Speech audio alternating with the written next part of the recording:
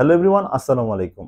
জাতিসংঘের সাধারণ পরিষদের অধিবেশনে জয়েন করার জন্য বর্তমানে বাংলাদেশের অন্তর্বর্তীকালীন সরকারের প্রধান ডক্টর ইউনূস রয়েছেন যুক্তরাষ্ট্রে। সেখানে আমেরিকান প্রাক্তন প্রেসিডেন্ট বিল ক্লিনটনের একটা সংগঠন রয়েছে যারা কিনা আয়োজন করেছে ক্লিনটন গ্লোবাল ইনিশিয়েটিভ নামে একটা প্রোগ্রাম। সেই প্রোগ্রামে বাংলাদেশের নতুন যে সরকার প্রধান, অন্তর্বর্তীকালীন সরকারের প্রধান ডক্টর ইউনূস, যে কিনা বিল ক্লিনটনের পুরনো বন্ধুও, তাকে স্টেজে ডেকে নেন এবং তার সম্পর্কে খুব প্রশংসা করেন এবং ধন্যবাদ জানান এই ছাত্রদের মধ্য দিয়ে পাওয়া এই নতুন বাংলাদেশে। যখন ছাত্ররা দাবি জানায় যে তাদের এই দেশটাকে হাল ধরার জন্য তারা চায় ডক্টর ইউনূস আসুক, তখন তাদের ডাকে যে ডক্টর ইউনূস সাড়া দিয়েছে তার জন্য ডক্টর ইউনূসকে ধন্যবাদ জানায় বিল ক্লিনটন। এখন পরবর্তীতে যখন এই ডক্টর ইউনূস কথা বলতে যায়, সে কিন্তু তার সাথে কিভাবে ক্লিনটনের পরিচয় হয়, কিভাবে গ্রামীণ ব্যাংক প্রতিষ্ঠা করেন, কিভাবে এই ছাত্র আন্দোলনের মধ্য দিয়ে দেশটা স্বাধীন হলো, সবগুলো বিষয় সে বর্ণনা করেন উপস্থিত দর্শকদের মাঝে। শুধু তাই নয়, সবচেয়ে সিগনিফিকেন্ট যে ব্যাপারটা সেটা হচ্ছে একজন যোগ্য লিডারের যে গুণ থাকা উচিত, একজন ভালো লিডারের যে গুণ থাকা উচিত, সেটা হচ্ছে সবকিছু নিজের ভিতরে আঁকড়ে ধরে না রাখার একটা প্রবণতা। সেই আঁকড়ে ধরে না রাখার প্রবণতাটা কিন্তু দেখা গিয়েছে ডক্টর ইউনূসের মাঝে। সে কিন্তু এই যে গ্লোবাল মঞ্চে, এই গ্লোবাল প্ল্যাটফর্মে সে স্টেজে ডেকে নেয় বাংলাদেশের ছাত্র আন্দোলনে যারা জড়িত ছিল এমন তিনজনকে।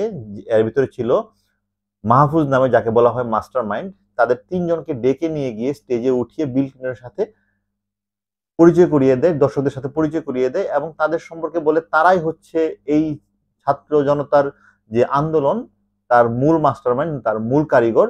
সে আসলে কিছুই না, ডক্টর ইউনূস আসলে কিছুই না। সে নিজে সকল ক্রেডিট দিয়ে দেয় এই ছাত্রদেরকে এবং ছাত্রদেরকে গ্লোবাল মঞ্চে পরিচয় করিয়ে দেয়। এই জিনিসটা কিন্তু খুব সিগনিফিকেন্ট, কারণ আগামীর বাংলাদেশের ক্ষেত্রে ইউনূস সাহেব যথেষ্ট বয়স হয়ে গিয়েছেন। আর সে আসলে চিরস্থায়ীভাবে এখানে থাকার জন্যও আসেনি। সে অন্তর্বর্তীকালীন সরকার এবং হচ্ছে দেশটাকে পুনর্গঠনের যে স্বল্প মেয়াদী সময়, সেটার জন্য সে কাজ করে যাচ্ছে। কিন্তু ভবিষ্যৎ যে বাংলাদেশ হবে, যেখানে ছাত্ররা নতুন ভাবে নেতৃত্ব দিবে বিভিন্ন দলে বা নতুন দলে বা ব্যক্তিগতভাবে, সেই বাংলাদেশের জন্য এই গ্লোবাল মঞ্চ থেকে তাদের সাথে কানেক্টিভিটিটার খুব প্রয়োজন ছিল এবং সেই কাজটা ডক্টর ইউনূস খুব সুন্দরভাবে করেছেন। আসলে 5ই অগস্টের মধ্য দিয়ে যে নতুন বাংলাদেশ 2.0 আমরা বলছি, সেটা যদি একটা প্রোডাক্ট হয়, সেটার ভালো মার্কেটিং দরকার ছিল। বিকজ এটা ভালো মার্কেটিংই মানুষের কাছে ভালো পারসেপশন তৈরি করতে পারে, ভালো ভালো ইমেজ ডেভেলপ করতে পারে এবং মানুষের অনেক ধরনের মিসকনসেপশন থাকে, সেগুলো দূর করতে পারে। সেই কাজটা কিন্তু ডক্টর ইউনূস এখন খুব সুন্দরভাবে করছে। এই কাজটা করার ক্ষেত্রে ডক্টর ইউনূসের যে ব্যক্তি পরিচয়, নোবেল বিজয়ী, গ্রামীণ ব্যাংকের প্রতিষ্ঠাতা এবং ক্ষুদ্র ঋণের যে প্রতিষ্ঠাতা, সামাজিক ব্যবসার যে প্রতিষ্ঠাতা, এই যে পরিচয়গুলো, যার কারণে আগে থেকে ডক্টর ইউনূস সারা পৃথিবীতে সকলের কাছে রেসপেক্টেবল একটা পার্সন, সেই পরিচয়টা কিন্তু ডক্টর ইউনূসকে সাহায্য করছে এই নতুন বাংলাদেশকে খুব দ্রুত গ্লোবাল প্ল্যাটফর্মে পরিচয় করিয়ে দেওয়ার জন্য।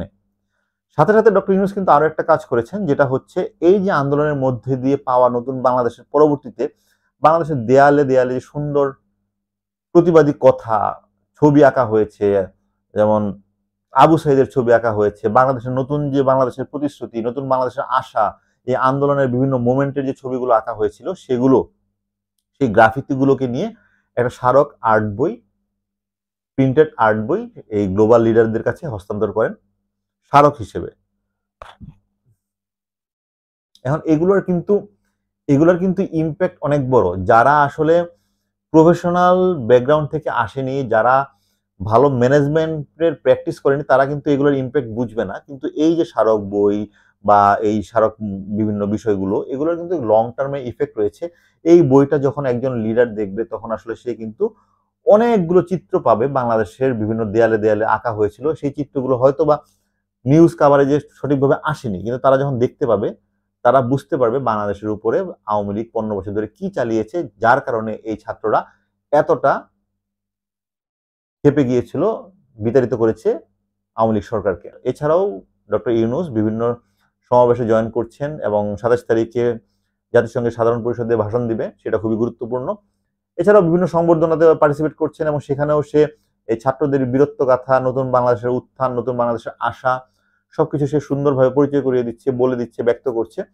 এই বর্তমান যে লুট হয়ে যাওয়া বাংলাদেশের যে অর্থনীতি, যা কিনা আওয়ামী লীগ 15 বছর ধরে লুট করেছে, সেই লুট হয়ে যাওয়া অর্থনীতি থেকে পুরো দেশটাকে উঠানোর জন্য এই গ্লোবাল লিডারদের হস্তক্ষেপ, সাহায্য, সহযোগিতা প্রয়োজন, তাদের সমর্থন প্রয়োজন। এই সমর্থনের জন্য আসলে ডক্টর ইউনূস এই যে ভ্রমণটা খুবই ইম্পর্টেন্ট, এবং এই ভ্রমণের মধ্য দিয়ে অলরেডি কিন্তু আমরা বেশ কিছু আশা পেয়েছি, যেমন রোহিঙ্গা ইস্যুতে বেশ কিছু কথাবার্তা ডক্টর ইউনূস সাহেব বলছেন, যেগুলো হয়তোবা আমাদেরকে এই রোহিঙ্গা ইস্যুতে কিছুটা হলেও হয়তোবা স্বস্তি দেওয়ার সম্ভাবনা তৈরি করতে পারে। এছাড়াও রোহিঙ্গা ইস্যুতে বিভিন্ন আর্থিক সহযোগিতা, আবার অনেকদিন পরে একটা বড় আর্থিক সহযোগিতার প্রতিশ্রুতি পাওয়া গিয়েছে।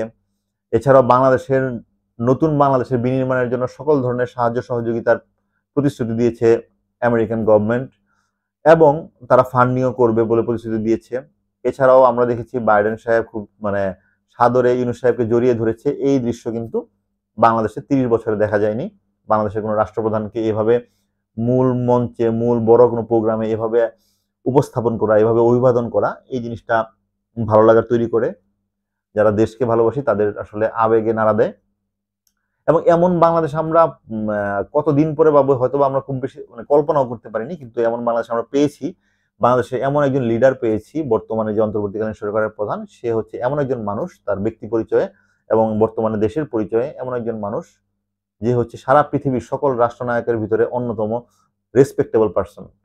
সে হয়তোবা পলিটিক্যাল ব্যাকগ্রাউন্ড থেকে আসেনি, পলিটিক্যালি হয়তোবা খুব বেশি পাওয়ারফুল না, কিন্তু সোশ্যাল বা সাধারণ মানুষের দৃষ্টিকোণ থেকে বা পৃথিবীর যে বড় বড় লিডার রয়েছে তাদের দৃষ্টিকোণ থেকে ডক্টর ইউনূস সাহেব একজন মহান ব্যক্তিত্ব, এবং সেই ব্যক্তিত্বটা বাংলাদেশকে রিপ্রেজেন্ট করছে। এটা আমাদের জন্য একটা গর্বের বিষয়। এখন ঘটনা হচ্ছে এর মাঝেও কিছু দুষ্কৃতিকারী রয়েছে যারা হচ্ছে পতিত আওয়ামী লীগ সরকারের সমর্থক ছিল, যারা শত শত হাজার হাজার কোটি টাকা লুট করে গিয়ে বিদেশে গিয়ে আরামে আয়েসে জীবনযাপন করছে, এবং শুধু তাই না, বাংলাদেশ থেকেও লুটের ভাগ বিভিন্ন সময় তারা পেত।